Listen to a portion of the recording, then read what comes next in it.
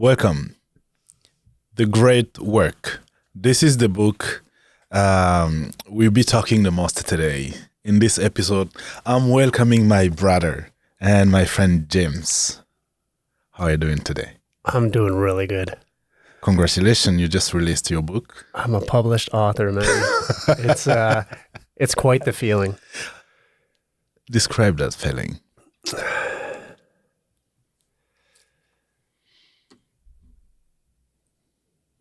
Like, writing the book has helped me embody the story. Mm. You know, it's a big story, right? It's like 3 years of finding myself through a lot of dedicated and focused work. And in writing the book, I was also reminding myself of this journey that I've taken. So it's really helped me embody. And then the book was released at the point where I really felt like, yeah, okay, this is me. This is who I am. All right. So it says, I'm just reading that a little bit for you, so you understand what this is about.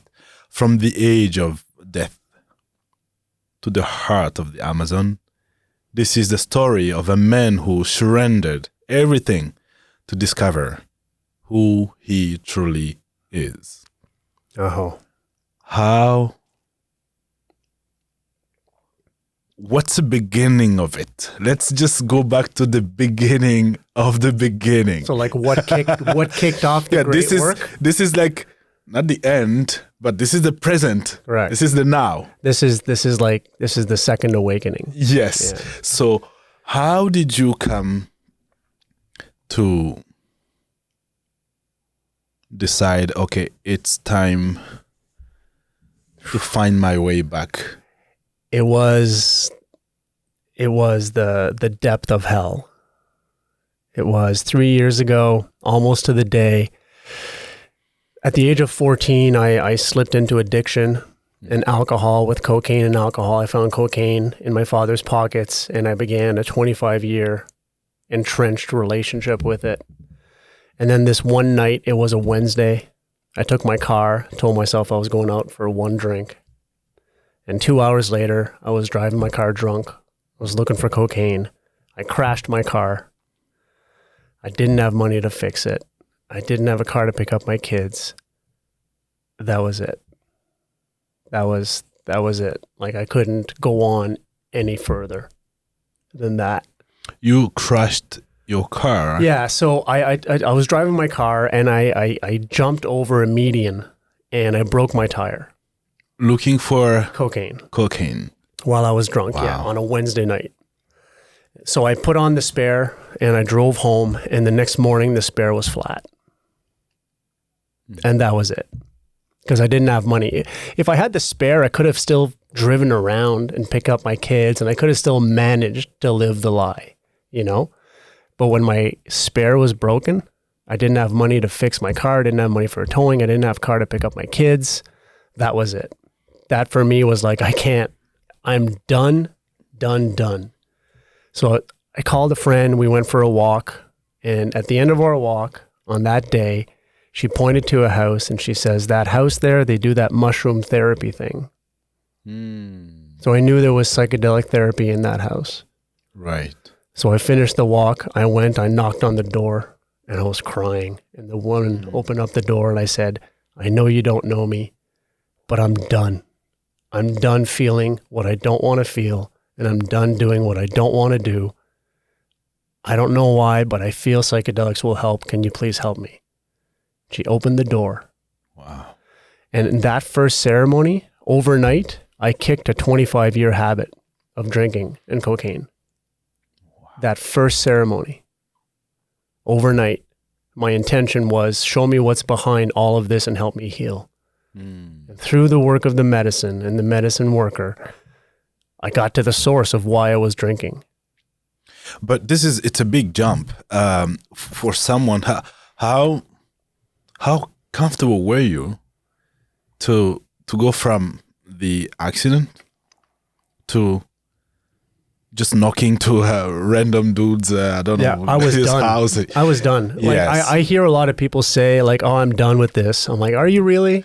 I don't think you are. You're not done enough. I don't think you're done because when you're done, like you're done. Like I was done. This could not. No excuses. I couldn't care for my children anymore. That was it. That was it. This cannot go any further. I'm a father of 3 daughters. So the question that is coming to my mind now is, do we have to wait until the very last minute? Well, go ahead. What would you tell someone who's listening and they don't need to wait until to reach that point of there's no way to move forward. Yeah. There's no way back. The only option is to change or to transform or something. Yeah, I like to say that transformation will happen to the extent with which you're willing to face your fears. Say that again. Transformation will happen to the extent with which you're willing to face your fears inside of you. So you mean what's holding most people back is they're not willing to confront their demons. It's not painful enough yet for you to be willing to go make that fight. Because it's a big fight. Like, it's simple. Go do the work. Go do the inner work. Like, I have journals going back to 2015 saying, I want to fix my money. I want to fix my relationships. And for 10 years, I was trying to fix all the things outside of me. And it's not until I did the work inside of me that all of these things around me started to flourish. I've never been as close and as tight with my kids, ever. Amazing. I've never been happier at work. I've never been happier in my life. You know, there's this African saying. They say, if let's say you're on the top of a 10-floor building, and there's a lion behind you, they're asking you to jump. You're looking down. You're like, hell no, I can't try this, right? But if there's a lion, correct, trying to finish the deal with you, you will jump somehow. Yeah. And but we don't need, if we're listening to, because we always have this inner voice or intelligence or telling us when it's time to stop. Yeah. And sometimes we don't listen. Did you have that experience? Was there moments where you were like, okay, I need to stop? You tried. For 25 years. 25 years. I never wanted to drink. I didn't want to do cocaine. Wow. And I think that's the whole thing with addiction, is that you're doing things that you don't want to do. And it's the spirit of addiction, to me, is like this thing that's burrowing inside of you, always burrowing, creating this gap, this void that you're filling with the addiction. It's that spirit of addiction that's always burrowing inside of you, begging to be filled with cocaine, with pizza, with alcohol, with relationships. That's the thing that I'm after. That's the thing that I went after. Like, show me who you are. Great. Take me to your leader. You know? It's when I hear you talking, as if there were this pure voice that knew there's no way back. It's time to change, and it's now. Yeah, it's interesting. Like when my friend pointed to that house and said there was mushroom therapy in that house, something lit up in me. Like, I knew that was the way out. Like, we always get the call to change. Everybody all the time gets the call to their higher self. Right. That day I chose to answer the call. That day I chose to say, you know what? I'm putting this aside. It was a yes. And I'm trying something new. A strong yes. It was a strong yes. There was no other way. I was not going back to that life. I had been there. I ran the miles. And yeah, because I've been like in pretty dark places through those 25 years. And there's not one time that I thought to myself, okay, this needs to change. Because you almost passed away. This accident could have been it could have been a lot worse. It could have been. It could have been a lot worse for me, and it could have been a lot worse for somebody else too. You know? Like, I feel you. And there were children counting on a dad, and all these things were just on the line. And Yeah. Yeah, because that morning after the accident, I hated myself. You know, when your eyes open after waking up from that night and all those horror stories start replaying in your mind, I'm like, fuck, I did that. Oh, fuck, I did that. Fuck. And then I got to my car and the tire was flat. I'm like, that's it. That was it. crying your tears out. That was it. I'm done. It's interesting because, like Tony Robbins says, that change happens through desperation or inspiration. For me, it was desperation. And I pray that this book that I wrote becomes the inspiration for people. Right. Because you don't have to be truly broken to find yourself. Finding yourself is the greatest gift in life. To be your authentic self is the greatest gift in life. It is the highest resonance, the highest frequency. Authenticity is what gives you shivers when you listen to a song. Finding yourself is the greatest gift that you could do for yourself and for everybody around you. So you know you don't have to be in a desperate spot to go in and investigate and find yourself. Amazing, and that's beautiful. It's beautiful what you're sharing, because I feel like not a mistake, but what most people do, we wait and wait and wait, and the more we wait, once there's a calling to transform, to change, and we don't listen to that call, the more we wait, the damages are uncountable, right? So.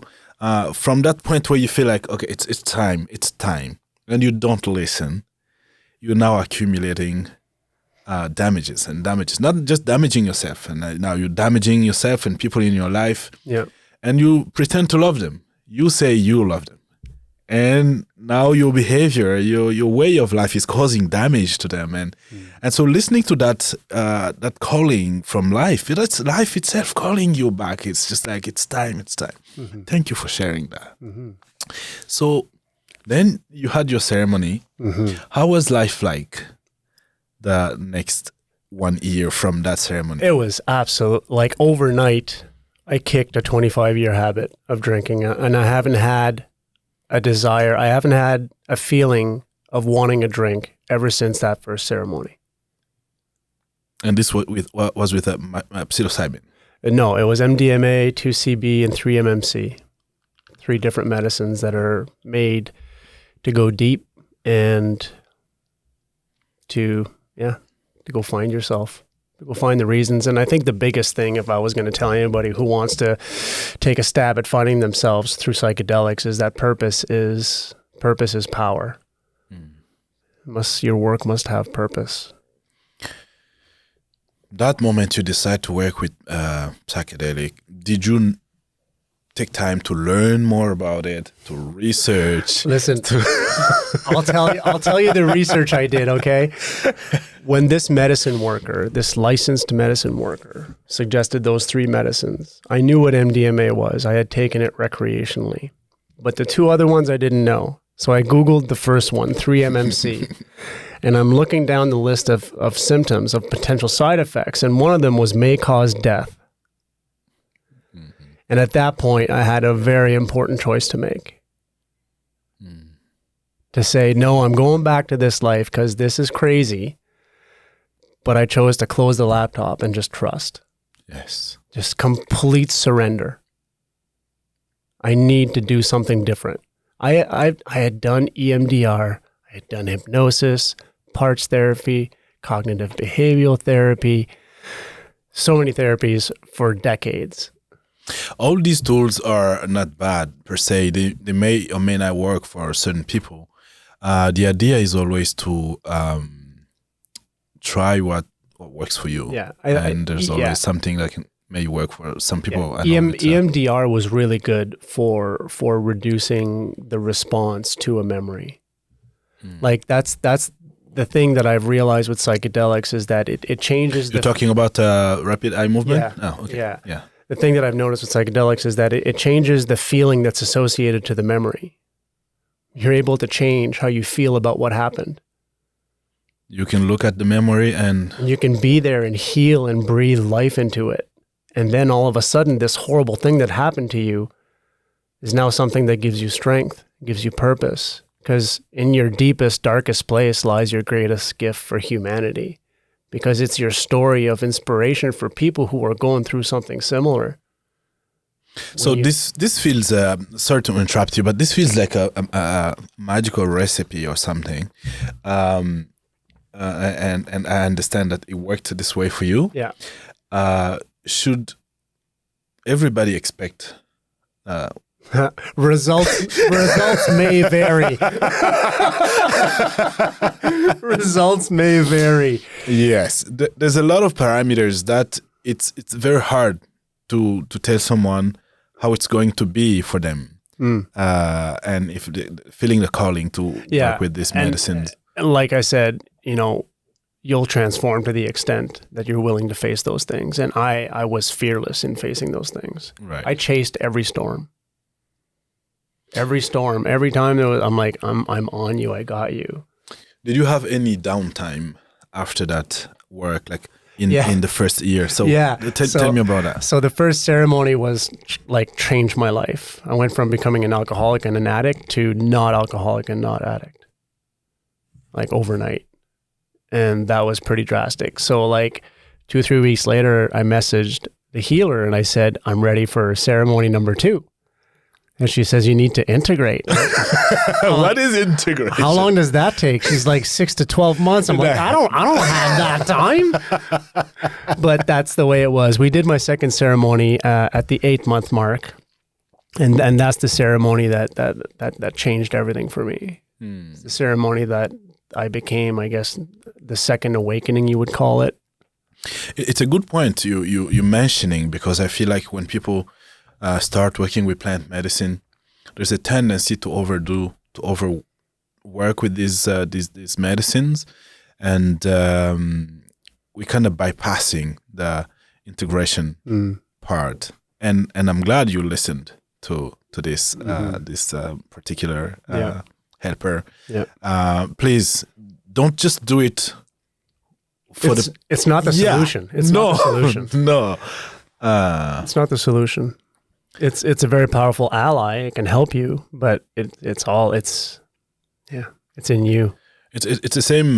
People take this, let's say, psilocybin and they go party, right? So it can just give you that that moment and the way that somebody explained integration to me is like the yogi will spend 20 years and then get to enlightenment. And with these medicines, you get enlightenment overnight and you spend 20 years integrating from it. Like it's the integration of making room in yourself for all of this new love and awakening, because there's nowhere to put it. You need time to like integrate these things, and you need time to let life around you organize itself to this new you. Yeah, because the body as consciousness, it has its own intelligence and mind. So when the shift happens, all these things needs to realign, and the mind needs to find its way back to the heart. Yeah. And this may take time, and it depends. We cannot tell for sure how long, but I remember myself that working with ayahuasca particularly, sometimes I feel like, oh, I've integrated this, and a year and a half after, you're like, oh, now it makes sense. And something you saw like a year ago, 18 months after, you're like, oh, now it makes sense, right? So life takes care of life. Yeah, and it would be a shame to get all of this beautiful knowledge through ceremony and then not apply it. You know, because you get all these insights of like, you could do this and you could do that and you can do this better. You could, you can feel all this love, and that's where the integration is that now you need to live by these new rules. And that sometimes is not easy, because these new rules are a drastic new you, right? You need to... Even people around you may not understand you. And you may be feeling very alone at times too, because... Did you experience that, the sense of being isolated a little bit for a moment? Did you feel like the need to find a community, to change friends, or, sometimes? I have been very blessed with some very senior spiritual leaders in my life that I was able to learn from and rely on. And when I was going through this rapid spiritual expansion with the medicine, I've been blessed with some elders. Beautiful. James, the great work. Yeah. It says an initiation into shamanism. Yeah.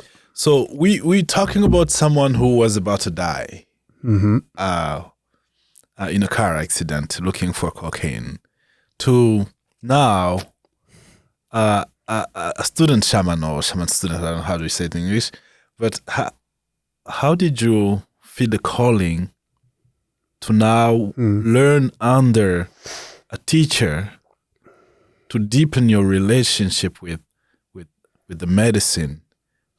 How did that calling come about? Prayer. Prayer. And in my second ceremony, 8 months after the first one, I'm Anishinaabe, Algonquin from this land. And I found out I was Anishinaabe in 2021. And about 2 years into that, I really felt a calling to understand what it feels like to be Anishinaabe. How they made love, how they made food, how they made art, how they lived.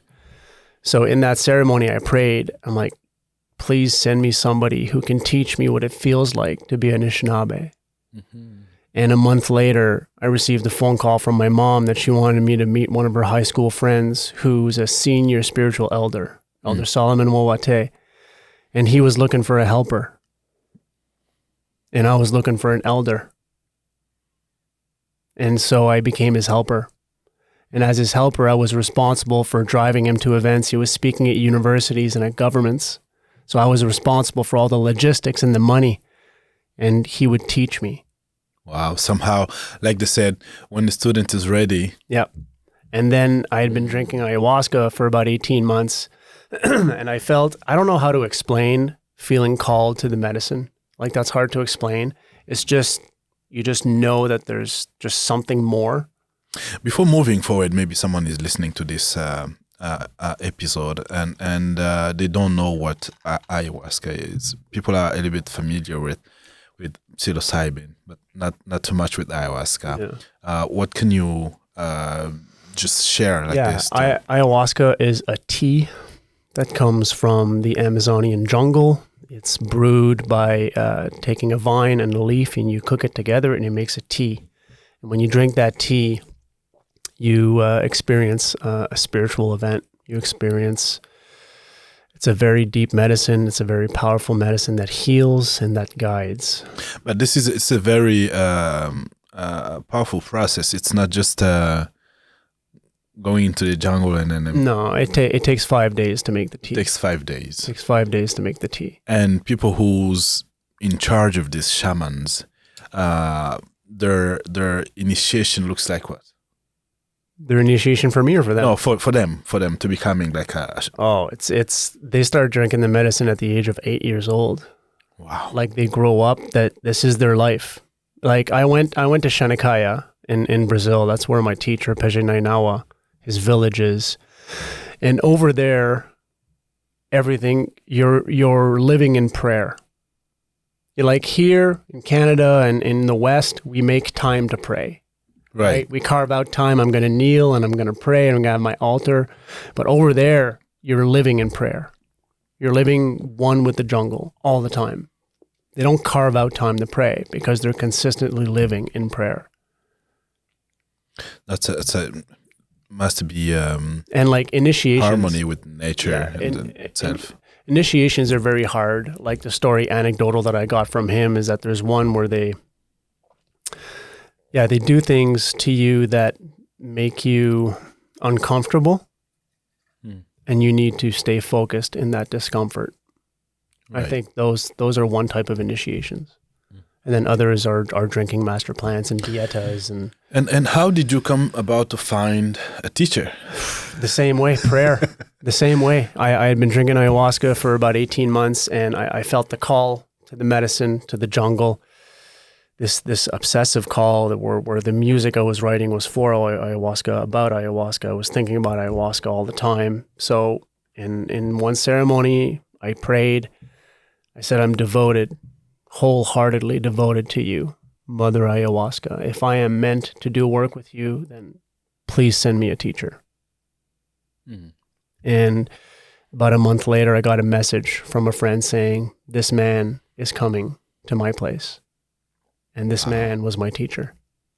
Wow. So I went to that ceremony, and in that ceremony, in those two ceremonies, those two first ceremonies, we developed a very strong bond. He did a very, very surreal, powerful healing on me. And he implanted something into me that took 12 months to blossom. Like he did something to me that day that was very truly magical. The work that he did to me, it completely ripped me open.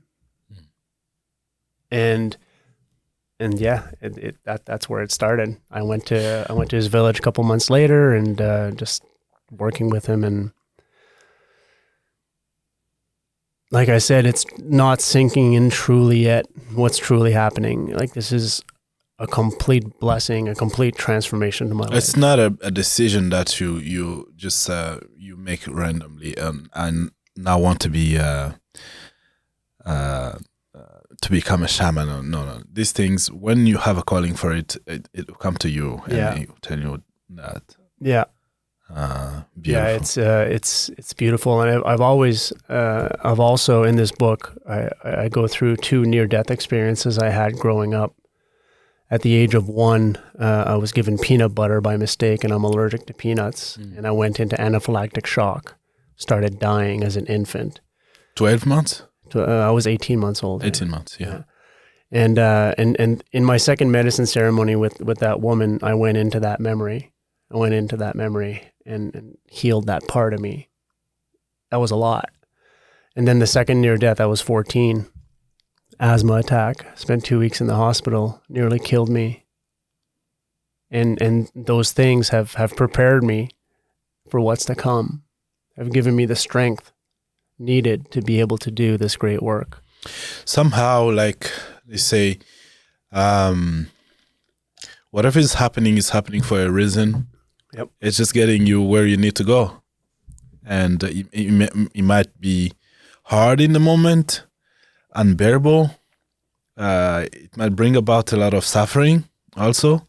But this is just life moving you and taking you to your destination, because as a human beings, what we do usually, we function with our mind for the most part, and we unsync ourselves with the universal harmony, and life is taking care of us and just moving us in this way, trying just to take us back to where we need to go, right?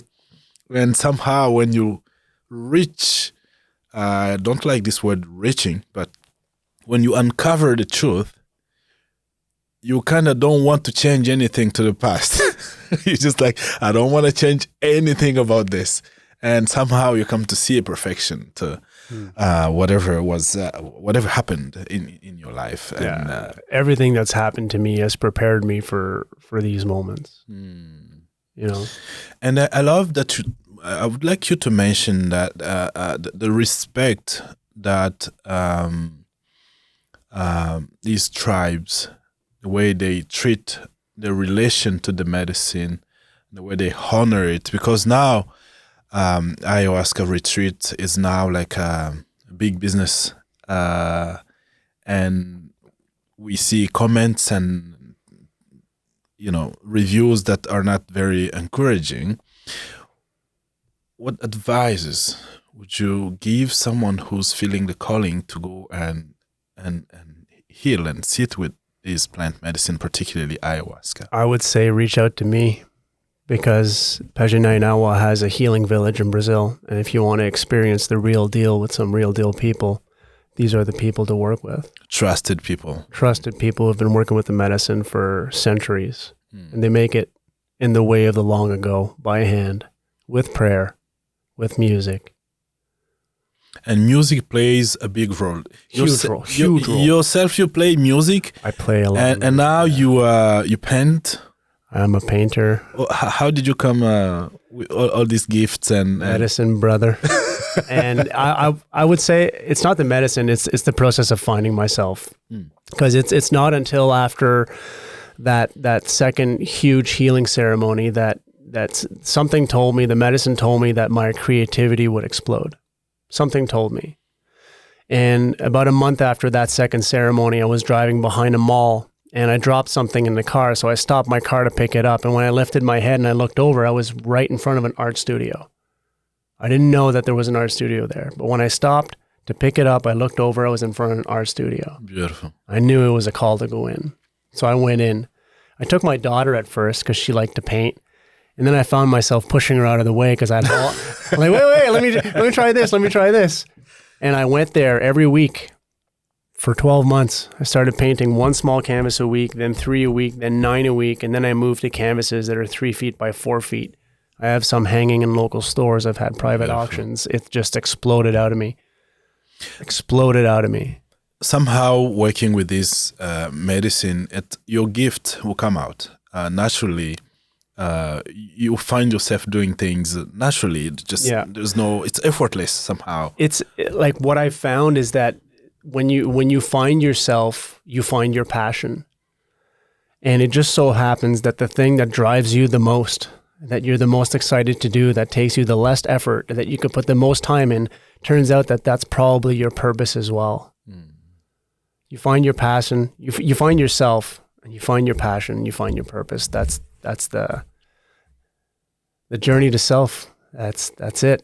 Because once you find yourself, then you find your passion. You're able to put yourself all into your passion. But if you don't know who you are, it's easy for somebody to suggest, and it's easy to get angry, and it's easy to get disappointed when you don't really know who you truly are. They're complaining about the color of the grass or the sky. Or the Tim Hortons is too cold, or like... We're wearing glasses with filters, and so... You need to come at the point where you're aware that there's filters. You remove those filters. Now you can see. And when you find yourself, you begin to live a life of joy. Begin to live a life of joy. How's your relationship with your children? I know, but how do you, from inside, how do you experience this? It's the relationship to my children has gone through a dramatic transformation. Because there was a time where I found myself pushing them away in the same way that I had been pushed away. Or when they would come to me with their pain, I couldn't help them because I had my own pain. I'm like, I'm sorry, I can't help you. I wouldn't say I'm sorry I can't help you, but I wasn't able because I was like, your pain reminds me of my pain and I haven't dealt with my pain yet, so I can't even deal with mine. I'm sorry, And it's not until I was able to hold myself and love myself that my kids now, I actually interviewed them the other night and I asked them, how has the great work that your father has done changed you or changed your relationship with me? Beautiful. And they said they used to have a safe word with their mom because it was scary sometimes because I was angry and I was drinking. And now they say, I call my dad when I'm sad. Beautiful. I feel safe with my dad. Beautiful. Yes. There's something I've noticed. I've attended retreats where not many brothers open up to healing work, to do healing work. What would be your piece of advice to dads? I don't think we can truly appreciate how much our children love us. Because the amount of love that they're giving, maybe you don't have the capacity to receive. And that's a shame. Because there's so much love to be had in fatherhood. It is the greatest joy of my life. Beautiful. So, brother, don't think about it. Feel the calling to do the work. Reach out. Reach out to me. We have ways. I've created a brand called Abstract Visions, where through the brand of Abstract Visions, art, music, and medicine are used to provide transformation. Beautiful. So I would definitely say reach out to me. because through abstract visions, we have ways of finding what's in the way of the life of your dreams, because the life of your dreams is inside of you, right? I'm not creating any change, right? but I can guide you and I can support you through those trenches. And art, music, and medicine has a way of creating transformation. It's what makes us human. Through art, we can see where the pain is, and through the music, we can create these portals, and through the medicine. Beautiful. Do the work. Do the work. We may talk about all these debates in the media and all these things going on, but it starts with oneself. Start with yourself first, right? And then you'll be a gift for humanity. What's your main message? If you were to... Yeah, there's three main things that I would like this book to fulfill. The first one is I would love for this to sell and to be translated in tons of different languages and sold around the world. It's easy to read. See, it's a I don't know if you see there's a lot of it's your journey. So you're showing pictures and moments and with descriptions. Yeah. It's a beautiful journey of finding yourself and just consistently looking for the truth. And I want to inspire people to change, to not have to wait for that moment of desperation. You know, you don't have to be ultimately like crashing your car and like putting yourself in danger. That there's always work to do, and the beauty of finding yourself is the greatest joy of your life is already within you. And also, Pejin Nainawa, my teacher, is releasing a book in November. It's the first book that's ever going to be written in the forest of in the language of the forest. And it's written in English and also in Portuguese. And it's a book to preserve the heritage and the culture of the forest, of the Anishinaabe people. And when you preserve the language, you preserve the forest. So this is, Pejin Nainawa is truly an ambassador for the Amazon. And like you said, ayahuasca is very popular. And it's becoming more and more popular now. And there are some not so sustainable things that are happening where things are being cultivated but not replenished. And that's one of the things that Pejin Nainawa was doing, is that for every 4 that they cultivate, they plant 10, so that this medicine can live for generations to come, so that this language can live for generations to come. So there's a call to support him on his journey, and I'll be sharing that in the show notes, a link where we can support them financially on their travels. They receive funding from the government to write this book. Beautiful. And they don't have funding to travel. So that's the crowdfunding that I'm going to be sharing. Beautiful. We put link in the description. And one thing I would say is that $1 Canadian goes very far in Brazil. It's almost 4 times. So it doesn't take much contribution with your heart. Any amount helps. And get the book, Inspire Change, and reach out to me if you want to go through this art, music, and medicine portal. That's so beautiful. Where can people... Amazon, Kindle, hardcover, paperback. And if you reach out to me, I can even dedicate it. If you enjoyed... I hope you enjoyed it. How can you not enjoy this conversation? It's a proof. It's a living proof of transformation. Because we may finish with this, but sometimes people say, is there an end to the healing work? I remember the first time I sat with ayahuasca in the jungle, and Pejin Nainawa addressed the group, and he says, I am a student. That's your teacher. That's what he said, his first words. He's been drinking medicine for 50 years, and he's got calluses the size of mountains in his hands from making medicine. And his first statement is, I am a student. It never stops. Never stops. Like, the universe witnesses itself through us. So our expansion is infinite. It's unlimited. the work is just beautiful, beautiful work. Where to start? Reach out to me. Reach out to James. I'll put all the informations and social media and then the email address on description. Yeah. So you can reach out to James or reach out to me and I'll put you in contact with my brother. Again, congratulations. Thank you for this Thank work you. and amazing commitment you have to just to show, to put yourself out there. Thank you. You know? Yeah. And I'll say one last thing about like, what do you do? Where do we start? Like one of my teachers with the medicine says, if you're wondering if you should do it, then you should do it. It's already a yes. Yeah. If you're wondering you should do it, then you should do it. Like, don't let your mind stop you, and don't wait for desperation. Is ayahuasca for everyone? Ayahuasca can be consumed by all humans, but it doesn't mean that all humans should be consuming it. How do one know they should reconsider their relation to the medicine?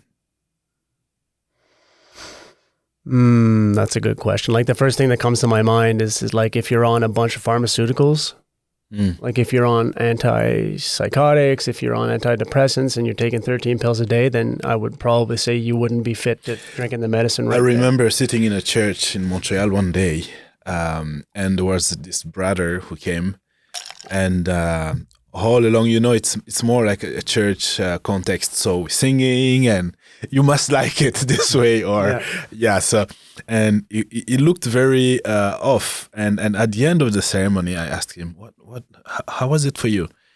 He said, you know, I need to tell you the truth. I came with a different mindset. I'm trying different drugs these days, and so I wanted to try. So he kept drinking the medicine. Nothing was happening at all. He looked very disappointed.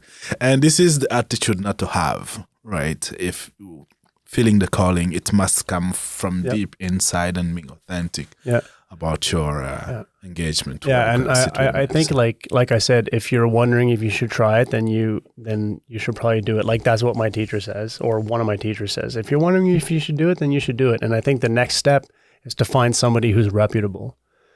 And the teacher that I'm working with is a reputable source. So if you're looking for a source, then there is a source here in Brazil that can absolutely take you there. Journey to self. The way out is in. James chose to go inside, to go deep within, and he found himself. Now James is a dad. He's a dad and an artist. And now under a teacher, learning how to properly serve and work with the beautiful medicine. If this podcast you felt connected and touched, drop us a comment. We will love it. Like, comment, and follow us on social media. James, it's time to say again, thank you so much, because there's many of us trying to see how can we support, what can we do to bring a lot of brothers along, because that's how we can leave this earth better than we found it. And through your work, I feel that this is a channel to touch many of us. And thank you for taking the making the step to do the work. Thank you so much. Thank you. It's been a pleasure talking to you, brother. A message for last word, maybe? Yeah. It's hard to imagine how happy you can truly be until you become that happy. You know, like the life that I'm living now, I could have never imagined the amount of joy and love that I'm feeling. So it's hard to imagine from where you are how you can get over here, because from where you are, you're only seeing to the next point, but the next point leads to the next point, leads to the next point. So take that first step. And, you know, like when you take that leap, the steps will reveal themselves as you take them. Beautiful. Don't question too much. If you wonder if you should do it, then you should do it. If you want, do it. Thank you and see you in our next episode. Oh. Ciao.